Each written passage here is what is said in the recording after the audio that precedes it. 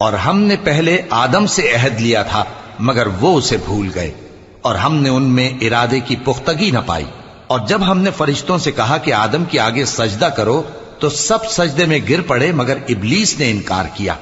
اس پر ہم نے فرمایا کہ آدم، یہ تمہارا اور تمہاری بیوی کا دشمن ہے، تو یہ کہیں تم دونوں کو بہشت سے نہ نکلوا دے، پھر تم تکلیف میں پڑ جاؤ۔ یہاں تم کو یہ آسائش ہے کہ نہ بھوکے رہو نہ ننگے، اور یہ کہ نہ پیاسے رہو اور نہ دھوپ کھاؤ۔ پھر شیطان نے ان کے دل میں وسوسہ ڈالا اور کہا کہ آدم، بھلا میں تم کو ایسا درخت بتاؤں جو ہمیشہ کی زندگی کا باعث ہو اور ایسی بادشاہت کہ کبھی زائل نہ ہو؟ سو دونوں نے اس درخت کا پھل کھا لیا تو ان پر ان کی شرمگاہیں ظاہر ہو گئیں، اور وہ اپنے اوپر بہشت کے پتے چپکانے لگے۔ اور آدم نے اپنے پروردگار کے حکم کے خلاف کیا تو وہ اپنے مقصد سے بے راہ ہو گئے۔ پھر ان کے پروردگار نے ان کو نوازا تو ان پر مہربانی سے توجہ فرمائی اور سیدھی راہ بتائی۔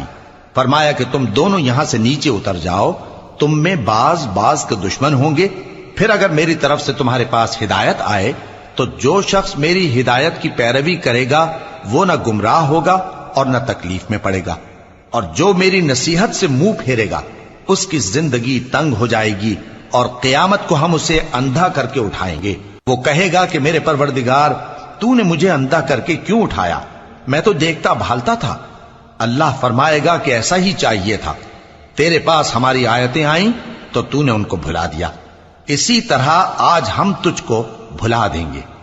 اور جو شخص حد سے نکل جائے اور اپنے پروردگار کی آیتوں پر ایمان نہ لائے، ہم اس کو ایسا ہی بدلہ دیتے ہیں، اور آخرت کا عذاب بہت سخت اور ہمیشہ باقی رہنے والا ہے۔ تو کیا یہ بات ان لوگوں کے لیے موجب ہدایت نہ ہوئی کہ ہم ان سے پہلے بہت سے فرقوں کو ہلاک کر چکے ہیں جن کے رہنے کے مقامات میں یہ چلتے پھرتے ہیں؟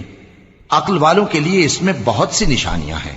اور اگر ایک بات تمہارے پروردگار کی طرف سے پہلے صادر اور جزائے اعمال کے لیے ایک میعاد مقرر نہ ہو چکی ہوتی تو نزول عذاب لازم ہو جاتا۔